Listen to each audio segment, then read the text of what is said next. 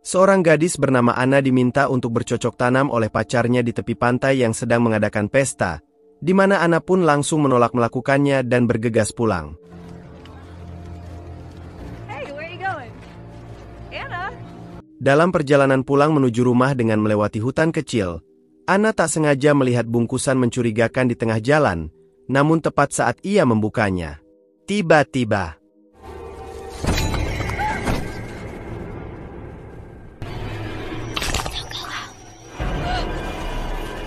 Anna yang ketakutan pun bergegas pulang menuju rumah kecil di tepi pantai tempat di mana sang ibu tinggal, yang diketahui jika sang ibu sudah bertahun-tahun jatuh sakit dan memilih untuk tinggal di rumah apung yang tak jauh dari rumah utama mereka. Ketika melihat sang ibu yang seolah ingin mengatakan sesuatu, Anna pun langsung terpikir oleh ayahnya yang berada di rumah utama mereka. Namun sesampainya di dalam rumah, Anna merasa ada sesuatu yang tak biasa di dalam rumah itu, hingga akhirnya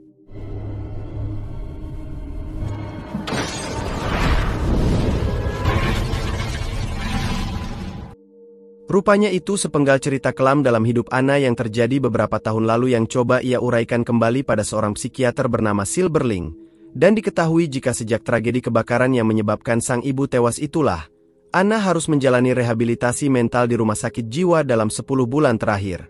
You lost your mother in a tragic fire. It's a process, Anna. What's it been? 10 months? Silberling pun akhirnya menyatakan jika Anna saat ini telah pulih dan siap untuk kembali ke keluarganya serta menjalani hidup normal selayaknya remaja seusianya, di mana Silberling pun berpesan bahwa Anna harus belajar berusaha melupakan tragedi tragis itu, meski memang sangat sulit untuk menerima kenyataan bahwa karena tragedi itulah sang ibu harus meninggal. Go home. Kiss a boy, get into trouble. Finish what you started. Tak lama kemudian, sang ayah yang bernama Stephen pun terlihat sudah menunggu di luar rumah sakit untuk menjemput putri bungsunya itu. Sampai di rumah, Anna langsung melepas rasa rindunya pada kamar yang biasa ia tempati. Sejenak Anna yang menatap keluar jendela dan melihat sang adik yang berenang di laut segera mengganti pakaian untuk ikut berenang. Namun fakta menyakitkan lain harus Anna terima saat wanita bernama Rachel yang pernah menjadi pembantu di rumahnya kini telah menjadi ibu tirinya. You look great. You look so skinny. Diketahui jika Stephen memutuskan untuk menikahi pembantunya sepeninggal mendiang sang istri. Namun sepertinya hal itu masih sulit diterima Anna. We thought we could throw you a welcome home and a bash. Okay, I'm gonna go down to the water. Sesaat Anna yang berada di rumah apung yang pernah sang ibu tempati, Anna dikejutkan dengan kedatangan adik perempuannya yang bernama Alex, hingga kakak beradik itu pun saling melepas rindu setelah 10 bulan terpisah. So, what do you think? When did she move in? Yes. Dari perbincangan singkat itulah Anna tahu jika Rachel dan ayahnya sudah hidup bersama. Namun, seketika suasana berubah saat Alex tiba-tiba pergi karena kesal pada Anna yang dianggapnya tega membiarkan dia di sana sendirian. Walau Anna mengatakan jika ia pergi untuk terapi kejiwaan di rumah sakit, di mana Anna menyebut jika hari-hari yang Anna lalui selama di sana tidaklah menyenangkan. Diketahui jika sumber masalah yang membuat Alex kesal adalah karena Anna tak pernah membalas suratnya serta CD lagu karya Alex yang ia kirimkan untuk Anna. Hingga Alex pun akhirnya tahu jika apa yang ia kirimkan itu tak pernah disampaikan ayahnya pada Anna. Seketika itulah Alex meluapkan amarahnya pada Stephen yang menurutnya jika Stephen takut bahwa isi surat itu akan membuat seluruh rahasia ia dan Rachel terbongkar dan akan menjadi bahan gunjingan warga di sana.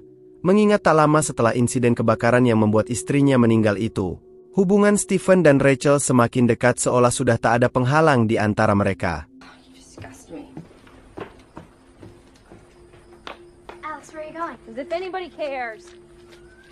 Rachel pun sadar jika keberadaannya di sana sulit diterima oleh Anna dan Alex. Namun, ia meyakinkan Anna bahwa ia dan Stephen berharap hubungan mereka tetap baik sebagai keluarga yang harmonis.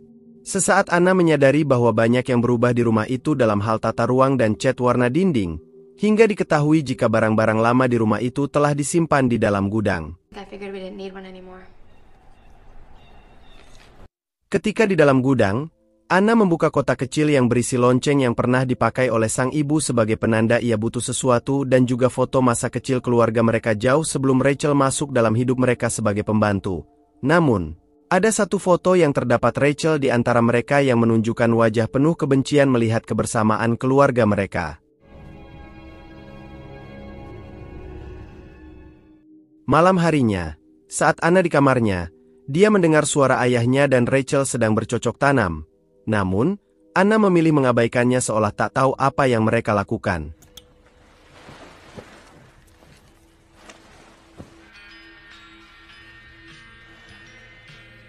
Tak lama kemudian saat Anna mulai tertidur, ia mendengar sesuatu yang mendekat ke arah kamarnya, dan setelah diperhatikan, Alex?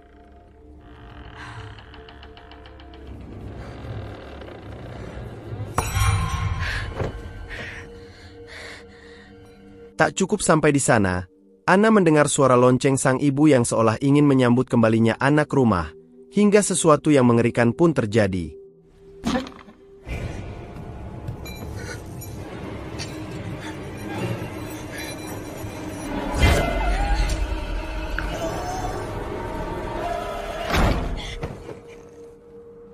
Anna pun terbangun dari mimpi buruk itu tepat saat Alex datang ke kamarnya. Namun, Alex terlihat tak suka saat Anna menyimpan kembali lonceng sang ibu yang Anna sebut jika itulah benda yang bisa membuatnya selalu ingat pada mendiang ibu mereka. Why?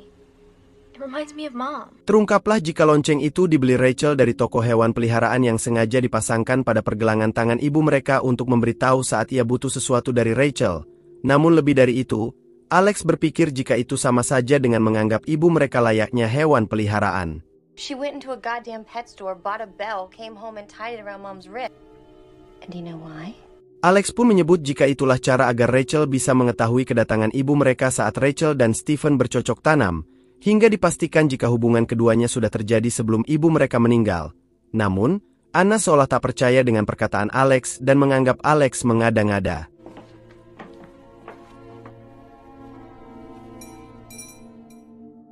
Esok harinya, Anna dan Alex yang sedang bersama di tepi laut kedatangan pacar Anna yang bernama Matt yang mengantarkan persediaan logistik keluarga Anna, karena memang, Anna dan keluarganya kini tinggal di pulau cukup terpencil. So listen, that night at the beach. Matt pun menyebut jika di malam terjadinya kebakaran itu, ia sempat mengikuti Anna dari kejauhan sampai anak rumah, sebelum akhirnya terjadilah tragedi itu.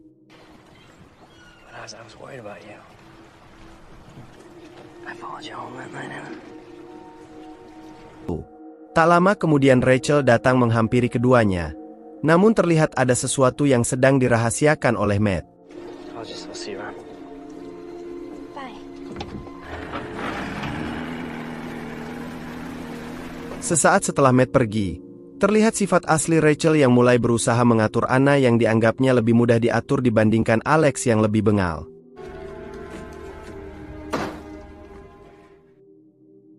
Ketika malam, Anna yang merasa muak saat melihat kemesraan ayahnya dengan Rachel memilih pergi dari ruang TV. Namun, perhatian Anna tertuju pada satu ruangan yang terdapat bola kaca besar di sana. Seketika pikiran Anna tertuju pada rumah apung tempat sang ibu pernah tinggal, dan ketika ia memasuki rumah itu, tiba-tiba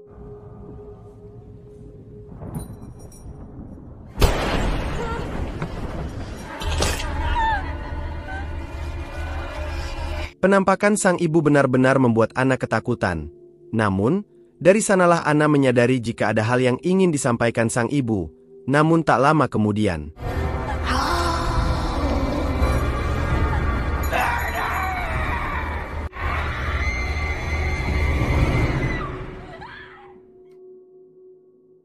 dengan apa yang baru saja ia alami, Anna mengatakan pada Alex jika ada sesuatu yang ingin ibu mereka katakan dan menyebut jika kebakaran yang pernah terjadi bukanlah kecelakaan, melainkan kesengajaan yang dilakukan oleh Rachel.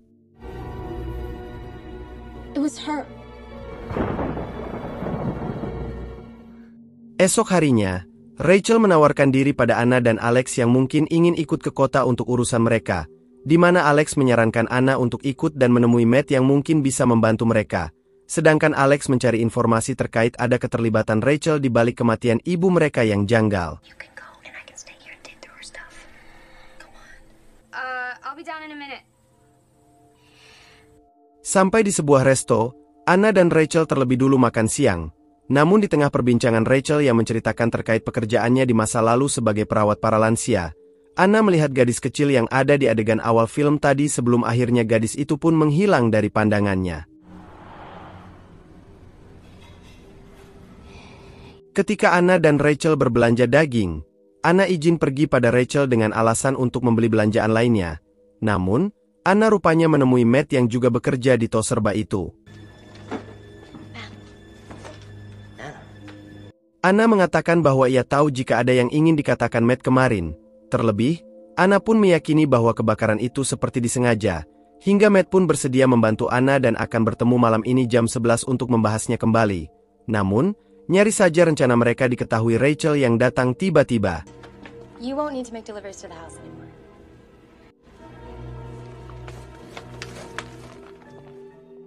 Malam harinya, kakak beradik itu diam-diam pergi menuju batu karang di lepas pantai sesuai yang dijanjikan Matt. Ketika sampai di sana, keduanya pun tak mendapati Matt dan terpaksa mereka kembali pulang.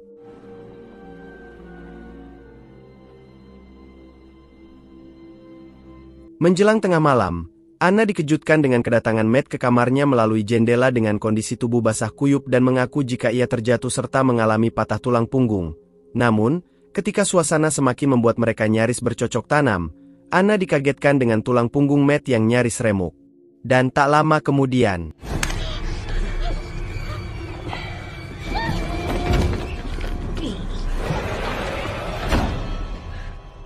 rupanya, itu hanya mimpi dalam tidur Anna. Namun lebih dari itu, sosok Matt yang mendatanginya semalam seolah ingin memberitahu Anna bahwa hal buruk telah terjadi padanya. Karena di hari itu, pihak kepolisian dan petugas penjaga pantai mengevakuasi mayat Matt dari bawah tebing batu karang tempat di mana Matt menjanjikan untuk bertemu. Dengan ditemukannya mayat Matt dalam kondisi patah tulang punggung dan remuk di tengkorak belakang seolah menunjukkan bahwa ada yang tak ingin rahasia kebakaran itu terbongkar. Mengingat Matt menyebut jika dia tahu apa yang sebenarnya terjadi sebelum kebakaran malam itu.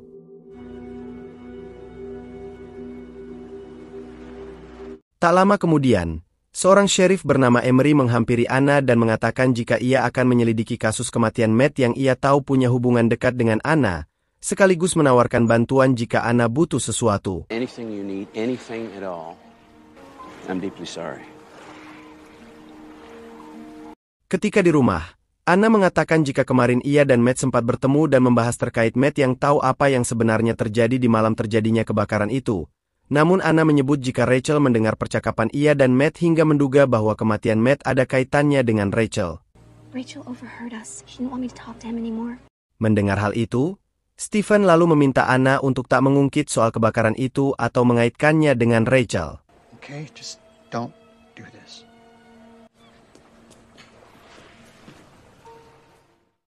Guncangan mental kembali dirasakan Anna ketika ayahnya tak percaya dengan perkataannya.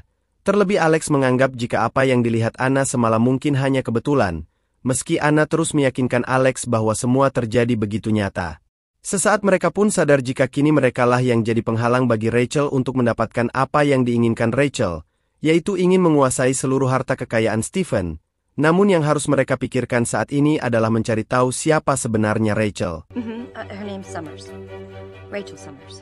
Keduanya segera menghubungi pihak rumah sakit tempat di mana agen penyalur tenaga kerja mengambil Anna untuk dipekerjakan di rumah mereka beberapa tahun lalu.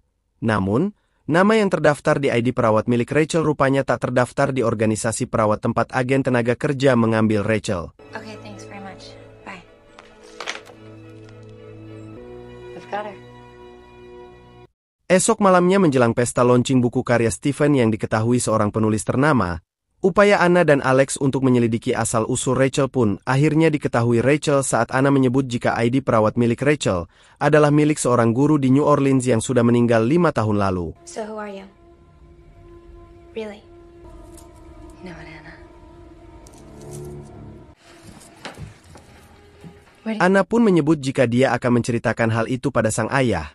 Namun, Rachel mengancam akan meminta Stephen untuk mengirim Anna kembali ke rumah sakit jika Anna berani melaporkannya pada Stephen. You won't take this away from me. I won't. Now get out. I have guests coming. Saat para tamu mulai berdatangan, terlihatlah Stephen dan Anna yang sedang berbincang ringan, di mana Rachel menatap sini seolah khawatir jika Anna berhasil mempengaruhi Stephen. Can I ask you a favor? Would you give Rachel a hand? Tak lama kemudian Anna menghampiri Rachel di dapur yang memanggilnya untuk membantu memotong daging. Namun saat Anna menyingkirkan bungkusan di dapur, tiba-tiba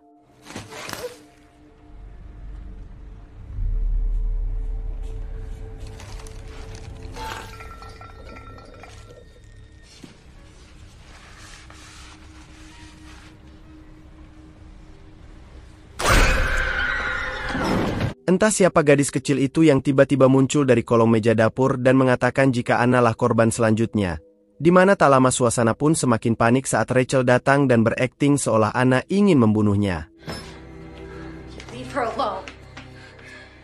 Stephen yang terpengaruh oleh Rachel pun merasa kesal dengan ulah Anna lalu meminta Anna untuk pergi ke kamar. Ketika pagi, Anna menghampiri ayahnya di kamar dan berusaha untuk memberitahu terkait kebohongan Rachel dan asal-usul Rachel. Namun Stephen tetap lebih mempercayai Rachel dibanding anaknya sendiri. Enough, Anna. What has she done this time? She's lied to you. Apapun yang dikatakan Anna tentang tujuan Rachel yang ingin memecah belah keluarga mereka tetap dianggap pikiran buruk olehnya. Karena di mata Stephen, Rachel punya niat baik untuk keluarga mereka. Dan yang lebih menyakitkan bagi Anna adalah saat Stephen melepas cincin pernikahan Stephen dengan sang ibu demi menikahi Rachel musim dingin nanti serta akan mengirim Anna kembali ke rumah sakit jiwa. I'm not ashamed, Anna. I'm not ashamed to be happy again. Setelah melepas sang ayah pergi untuk pekerjaannya, Anna dan Alex mendatangi prosesi pemakaman Matt yang tewas secara tragis. Terlihatlah wajah sinis dari Rachel yang seakan merasa puas dengan kematian Matt. Namun di sanalah Anna kembali melihat gadis kecil itu di antara pelayat yang datang dan berlalu pergi seolah ingin menunjukkan sesuatu pada Anna. Anna pun lalu berusaha mengikuti kemana gadis itu pergi yang kini terlihat berjalan dengan dua anak kecil di sisinya. Dan tepat saat Anna kehilangan jejaknya, tiba-tiba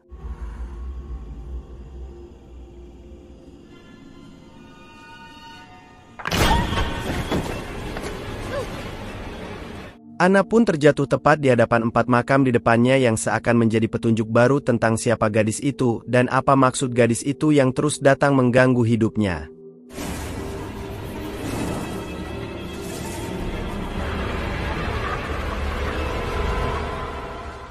Anna dan Alex segera mencari tahu terkait nama keluarga Wright yang tertulis di batu nisan itu, hingga diketahui jika pernah ada kasus pembunuhan berantai yang terjadi pada anak-anak dengan cara brutal di tahun 1996, di mana ketiga anak yang Anna lihat itu rupanya korban dari kebiadaban psikopat tersebut. Namun mirisnya lagi, ketiga mayat anak-anak itu ditemukan terkubur dengan seadanya di dekat rumah orang tua anak-anak itu yang merupakan seorang dokter ternama. Dari informasi itu pun diketahui jika ketiga anak itu sudah tewas sebelum ditikam berkali-kali oleh pelakunya yang tak lain adalah pengasuh ketiga anak itu yang dipekerjakan oleh Dr. Wright di rumahnya yang bernama Mildred Camp dan motif pelaku diduga karena jatuh hati pada ayah korban. Namun fakta mengejutkan lain pun mereka dapati dengan ditemukannya bukti gambar kalung milik istri Dr. Wright yang serupa dengan milik Rachel yang pernah mengatakan pada Anna jika ia mendapatkannya sebagai hadiah dari pasiennya. Yeah, well, lucky for us, now we have proof. Dengan fakta ini terungkaplah jika ibu tiri mereka adalah seorang psikopat dan seorang pelaku pembunuhan berantai terhadap ketiga anak Dr. Wright. Setelah bukti-bukti berhasil mereka kumpulkan, Alex bertekad untuk menyelesaikannya malam ini. Namun rupanya, Rachel tahu rencana mereka dan mulai terlihat panik. Malamnya, mereka dengan perlahan menyelinap masuk ke kamar Rachel melalui jendela luar. Alex terlihat berjaga di luar. Sedangkan Anna perlahan masuk dan mencari kalung mutiara yang akan mereka jadikan barang bukti siapa sebenarnya Rachel. Namun tak lama kemudian,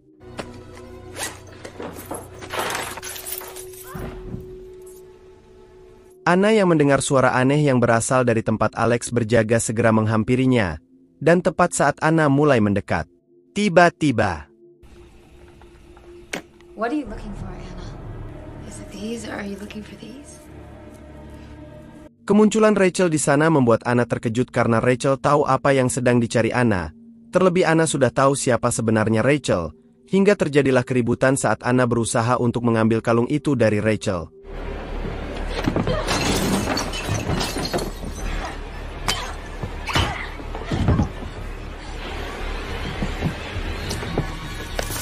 Hingga saat itu Anna pun berhasil lari dan mengurung Rachel di ruang atas, di mana Anna lalu menghampiri Alex yang sedang sekarat akibat luka di lengannya. Alex meminta Anna secepatnya pergi membawa kalung yang mereka dapat dan menemui Sheriff Emery agar masalah mereka secepatnya selesai. I'll come back for you, okay? I promise.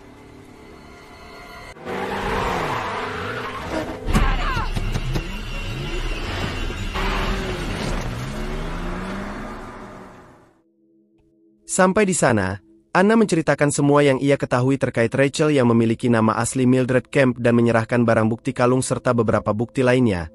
Karena memang, Rachel alias Mildred pelaku pembunuhan berantai anak-anak Dr. Wright, dan lebih dari itu, Anna menyebut jika Rachel dengan sengaja merekayasa kebakaran yang menewaskan ibunya. Dengan fakta dan barang bukti itu, tak ada alasan untuk pihak berwajib melepas Rachel begitu saja. Apalagi dengan kasus mengerikan yang pernah Rachel lakukan sebelumnya terhadap ketiga anak Dr. Wright.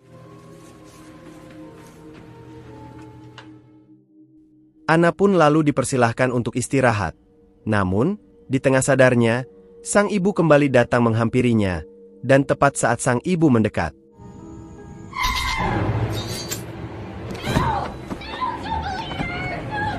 Terungkaplah jika selama ini, Emery sengaja menutupi semua kebusukan Rachel dan ikut melumpuhkan Anna yang menerima suntikan bius dari Rachel. Hingga dalam kondisi setengah sadar, Rachel membawa Anna pergi dari sana serta melucuti pakaian Anna, hingga akhirnya.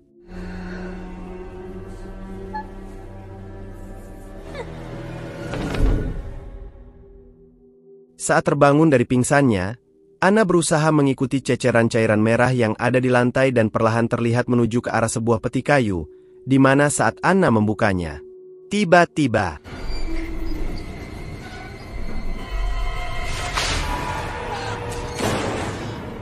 Anna pun terkejut melihat mayat Rachel yang tersimpan di dalam peti, di mana tak lama, Alex datang menghampirinya dan mengatakan jika ia harus menghabisi Rachel demi keluarga mereka. Namun semuanya pun terungkap saat sang ayah datang dan terkejut melihat Anna berlumuran cairan merah. Oh my God, are you alright? It's Rachel, Dad. Meski Anna tahu jika sang ayah tak akan mempercayai ucapannya, namun Anna terus meyakinkan ayahnya bahwa Rachel adalah pelaku yang sengaja membakar rumah yang ditempati oleh ibunya, hingga Anna pun menegaskan jika ia dan Alex terpaksa membunuh Rachel. Alex had to do it, Dad. She saved us. Alex? Mendengar hal itu, Stephen semakin yakin jika anaknya mengalami gangguan jiwa, terlebih saat Anna menyebut jika Alex lah yang membunuh Rachel, karena faktanya, sosok Alex yang selama ini ada di hadapan Anna hanyalah halusinasinya, mengingat Alex sudah meninggal dan ikut terbakar bersama sang ibu di rumah mereka. Hingga terungkaplah jika Anna lah yang telah menghabisi Rachel dengan pisau yang dipegangnya.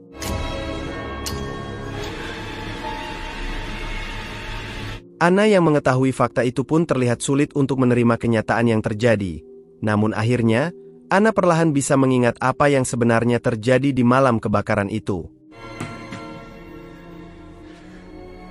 Diketahui jika saat Anna pulang dari pantai di malam itu, ia masuk ke dalam rumah dan mendapati ayahnya sedang bercocok tanam dengan Rachel, hingga Anna yang sakit hati melihat perbuatan yang dilakukan mereka pun mengambil persediaan bensin milik sang ayah yang disimpan di dalam rumah yang ditempati oleh sang ibu, dan bersamaan dengan itu, Alex datang untuk mengingatkan Anna yang sedang emosi dan berniat membakar rumah sang ayah. Namun, ketika Anna melangkah dari sana,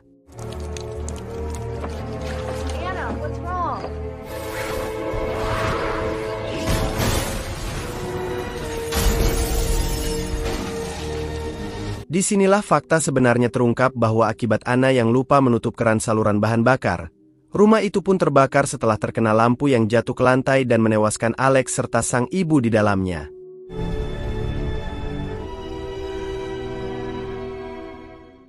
Kehidupan yang dijalani Anna sepulang dari rumah sakit jiwa selama ini benar-benar dilalui Anna seorang diri, karena sosok Alex yang selama ini menemaninya hanya sosok fiktif baginya akibat pengaruh guncangan mental yang ia dapat dari kejadian masa lalu. Namun lebih dari itu, Stephen akhirnya tahu kebenaran yang berhasil diungkap oleh putrinya. Meski semua itu harus dibayar mahal oleh Stephen saat ia harus menyaksikan putrinya itu ditahan polisi untuk menjalani proses hukum karena perbuatannya. Namun, penyesalan yang lebih menyakitkan Stephen adalah ketika ia terlambat untuk percaya kebenaran yang berusaha diungkap oleh Anna.